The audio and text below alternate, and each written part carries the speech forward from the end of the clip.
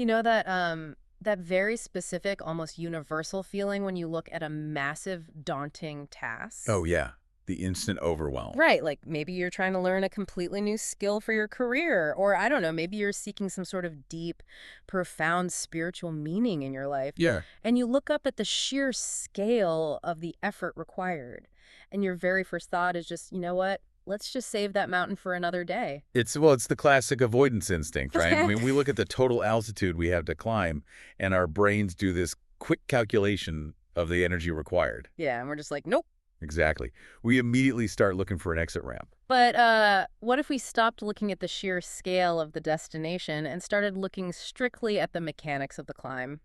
Welcome to today's deep dive. Glad to be here for this one. We are exploring a fascinating and highly practical framework for personal and spiritual development. It's extracted from a source text called The Ascent of the Soul: 5 Steps to Spiritual Growth. Which is such a great title. It really is. Our mission today is to decode how we actually grow using this very physical, highly relatable metaphor of climbing a mountain. And the text opens with a rather charming confession from the author. Yeah, they admit right up front that they are not a natural mountaineer, like at all. Right. They're the exact type of person who sees a steep incline and immediately just wants to opt out. They see the hill and their brain just says, nope. But despite that reluctance, the text argues that personal and spiritual growth, well, it demands the exact same elements as a physical ascent. You need the right tools, you have to build specific habits, and, you are inevitably going to endure moments of severe discouragement. Oh, for sure. But the promise is that if you keep moving, you get a changing view. Yeah. It takes this highly nebulous, sometimes intimidating concept of spiritual growth and grounds it in a physical reality. I mean, we all understand the mechanics of walking up a hill. Yeah, it replaces the mystery of development with actionable mechanics. And so the foundation of those mechanics is preparation. I mean, you can't embark on a serious ascent without knowing your route. Right. Starting without a map is pretty much a guaranteed way to get profoundly lost. Exactly. And in this framework, the spiritual map is defined as personal revelation. And the mechanism for reading that map is something the text calls quiet time. Which is so hard to find these days. Oh, absolutely. But it's this dedicated time spent praying, reading scriptures, or just, sitting in silence to listen for the Lord's voice or the promptings of the Spirit. But there is a very specific operational directive tied to this, right? Like, this quiet time absolutely must happen before you look at your phone. Yes, that is a huge point. The text leans on teachings from President Nelson here, stressing how essential this morning quiet time is for establishing your direction. And from a behavioral standpoint, the timing is critical. I mean, neurologically speaking, when you first wake up, your brain is transitioning out of sleep and is incredibly impressionable. Definitely. If you immediately grab your phone, you're just flooding your system with cheap dopamine and reactionary stress hormones. From emails, news, social media. You instantly force your brain into a reactive state. That makes perfect sense. If you think about it, looking at your phone first thing in the morning is essentially like starting a wilderness hike by staring directly into a neon billboard instead of looking at your trail map. Oh, wow. That is a great analogy. Right. You're standing at the trailhead, the sun is barely up, and you need to figure out if you're taking the North Ridge or the river valley. But suddenly, this blinding Las Vegas billboard is flashing in your face, screaming about political drama and work emergencies. It completely destroys your night vision. It destroys your baseline focus. The text is arguing that to receive personal revelation, to actually trace the subtle topography of your spiritual map, you must cultivate a receptive state. You have to actively silence the manufactured noise so you can actually hear the signal. Because the map is always there, but you can't read it if you blind yourself at the trailhead. Okay, let's unpack this. Because reading the map is one thing, but standing there and physically starting to walk is an entirely different beast. The text notes that even with a clear direction, the very first step of the journey is consistently the heaviest. Oh, it's the moment of maximum inertia. Mm. I mean, in physics, an object at rest strongly prefers to stay at rest. Right. The transition from 0 miles per hour to moving forward requires the most concentrated burst of energy. And right as you prepare to exert that energy, all the excuses flood in. The text points out how our brains manufacture reasons to stay put. We suddenly become like amateur meteorologists. Oh, looking at the sky and thinking, well, the weather seems a bit unpredictable today. Maybe I should just stay in. Exactly. That. We try to rationalize our way out of the work, Mm. but the text provides this fascinating countermeasure to this, referencing another concept from President Nelson. He says, doing things that require more faith deepens faith. Which fundamentally shifts our understanding of faith. Well, it moves it from being a passive state of belief into being an active physiological process. Taking action generates the faith, not the other way around. The source mentions small initial actions, like deciding to prepare for the temple or making the excruciating choice to forgive someone you previously felt was entirely unforgivable. Right, it calls these actions building spiritual leg strength. But I have to ask for some clarification here, or maybe pushback a bit. Is the heaviness of this first step really about the physical or emotional difficulty of the action itself? What do you mean? Take forgiveness, for example. Is the massive hurdle the actual internal process of forgiving the person, or is the heaviness almost entirely about the mental hurdle of overcoming our own manufactured excuses? Like, are we fighting the mountain right at the start, or are we just fighting our own brains? If we connect this to the bigger picture, it is almost entirely the latter. Really? Yeah, because the mountain itself is just dirt and rock, right? It's Yeah. completely neutral.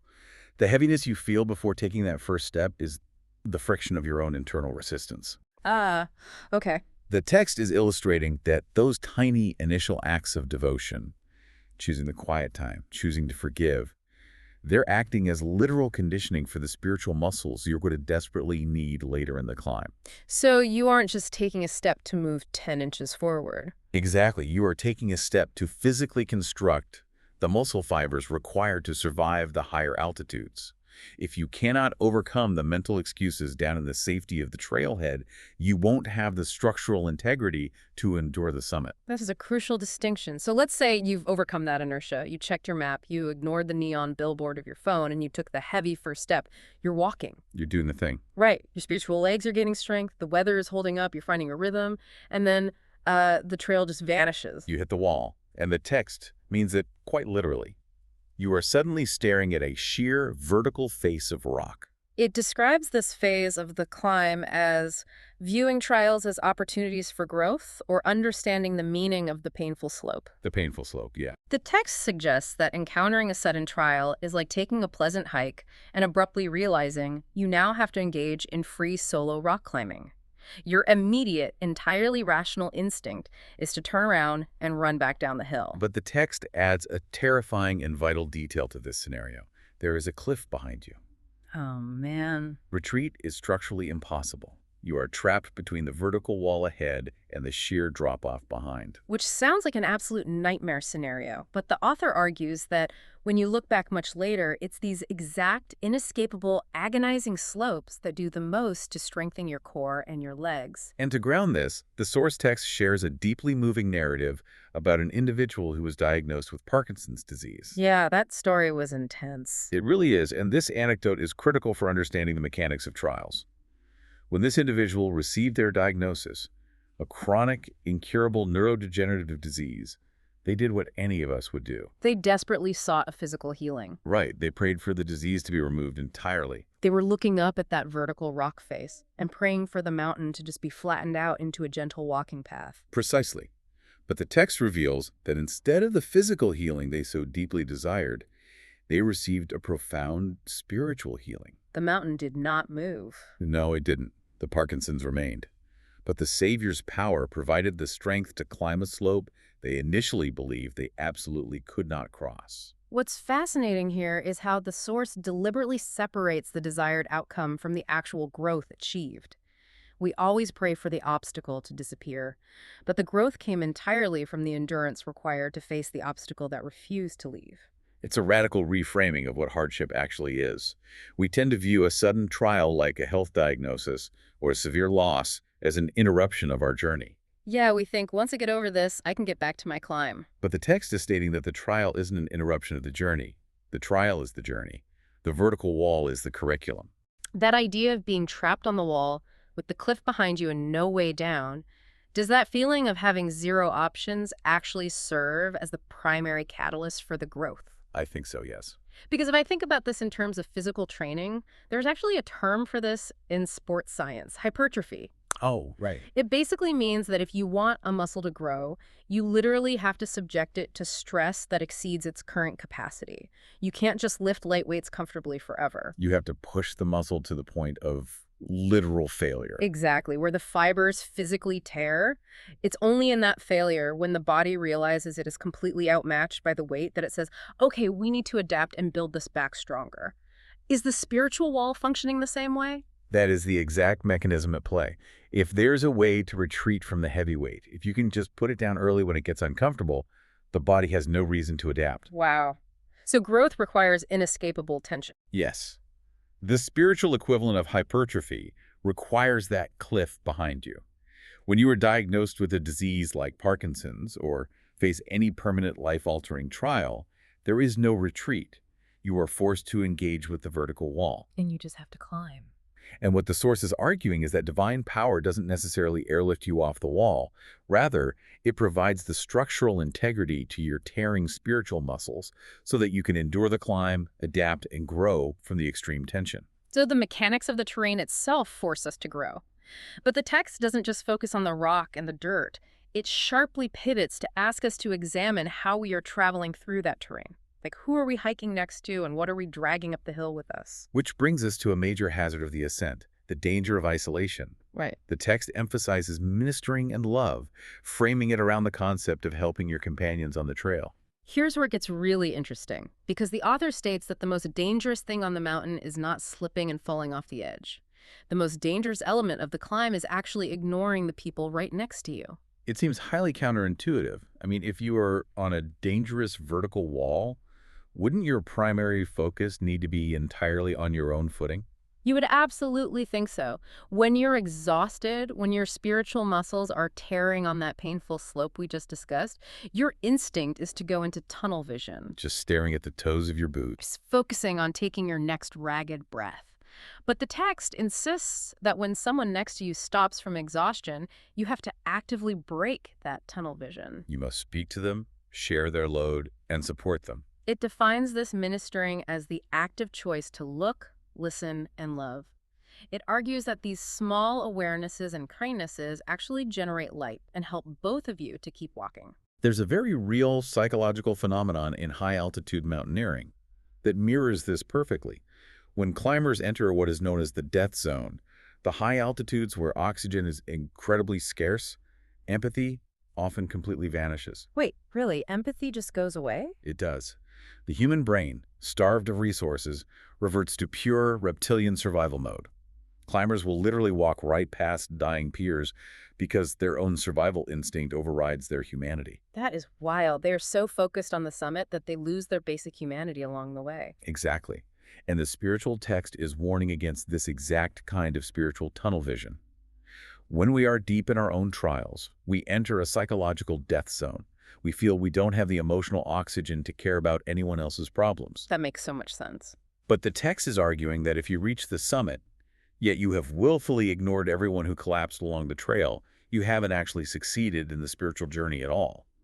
The community of the climb is just as vital as the elevation gained. That is powerful. And furthermore, the act of looking, listening, and loving actually forces our brains out of that fight-or-flight survival mode. By checking on someone else, you are signaling to your own nervous system that you are safe enough to care, which in turn restores your own emotional oxygen. Wow. The community of the climb is just as vital as the elevation gained. It fundamentally shifts the objective from getting myself to the top to getting the whole team to the top. Right. But of course, to help your team, you need to actually have the stamina to do so.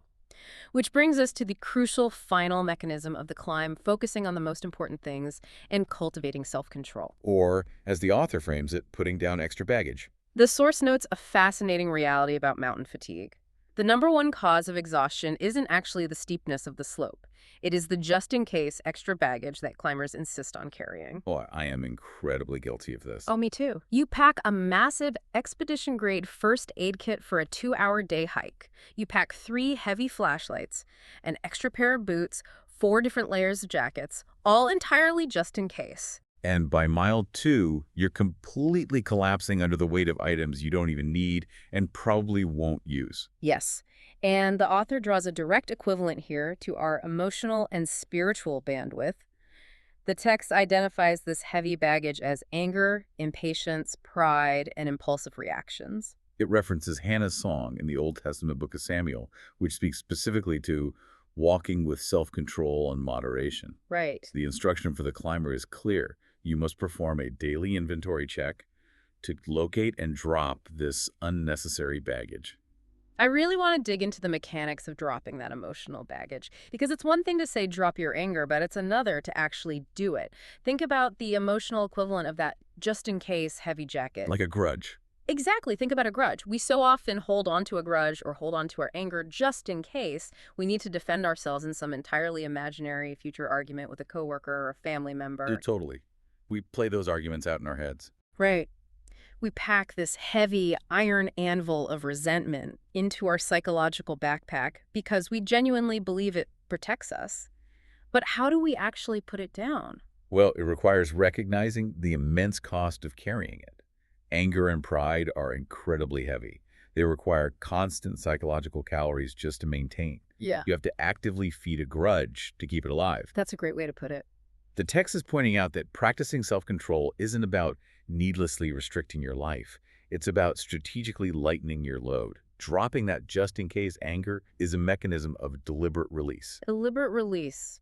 It is waking up, opening the backpack, looking at the resentment and saying, I packed this because I was afraid of being hurt again, but do I actually need to carry this heavy anxiety up the mountain today? And the answer is almost always no. Right. The threat isn't here today, and physically visualizing leaving it at base camp. It frees up the exact spiritual stamina you need to actually enjoy the ascent. And more importantly, it gives you the surplus energy required to look, listen, and love the companions we just talked about. Because you can't carry someone else's burden if your own pack is overflowing with manufactured resentments. Precisely. So as we look at this entire demanding framework, I want to turn this directly to you listening right now. Think about your own daily inventory. What just-in-case baggage are you carrying today that you can consciously choose to leave at the base of the trail? That's the real question. What specific grudge, what lingering anxiety, what heavy piece of pride is weighing down your backpack right at this very moment? It's a question that requires rigorous honesty to answer.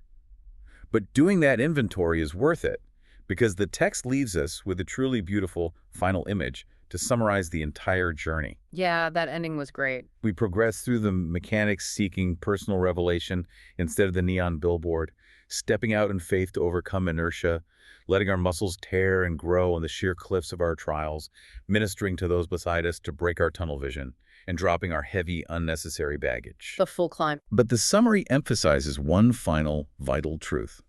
We do not climb this spiritual mountain alone. The author beautifully states that the Savior is walking ahead, and sometimes, when the slope is impossible, even carrying us. Wow. The text promises that he is actively encouraging the climber, saying, "Come, you can climb."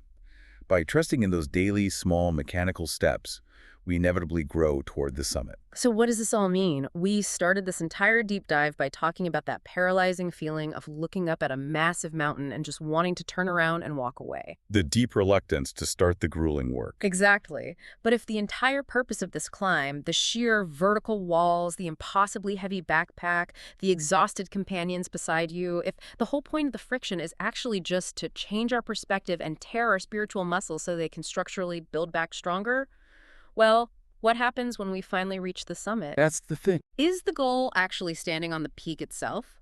Or is this entire mountain just a temporary training ground, meticulously designed to prepare us for an entirely different kind of journey, one that we can't even begin to comprehend from down here at the bottom? That is the ultimate question of growth. Something to think about the next time you look at a steep hill. Thanks for joining us, and we will catch you on the next deep dive.